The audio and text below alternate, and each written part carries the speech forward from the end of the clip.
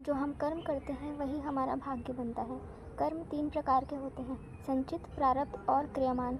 अनेकों जन्म से हमारी आत्मा ने मन वचन कर्म से जो कर्म किए हैं वो सब संचित कर्म में रिकॉर्ड होता है। संचित कर्म में से जो इस जीवन में भोगने के लिए कर्म मिलता है उसे प्रारब्ध कहते हैं। प्रारब्ध को ही भाग्य भी कहा जाता है।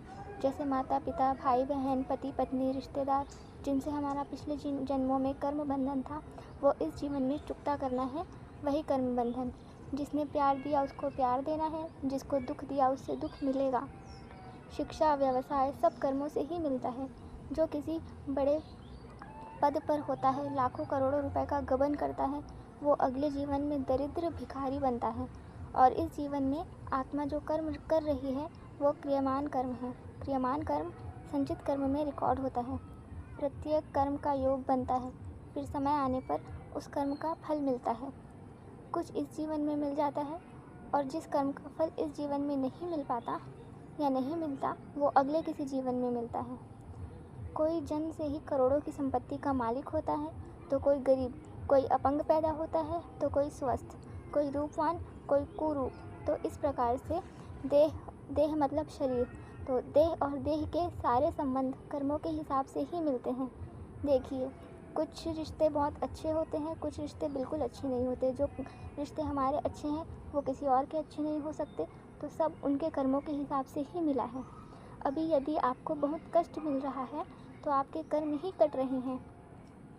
शुद्ध होकर परमात्मा का ध्यान करें, कष्ट सहने की हिम्मत मिलेगी और आत्मा में शक्ति आएगी। आत्मा में शक्ति आने से जीवन में शांति आती है और कष्ट भी कम लगता है। किंतु कर्म का फल तो भोगना ही पड़ेगा। कोई भी उपाय करके आपको आपके कर्म से नहीं बचा सकता।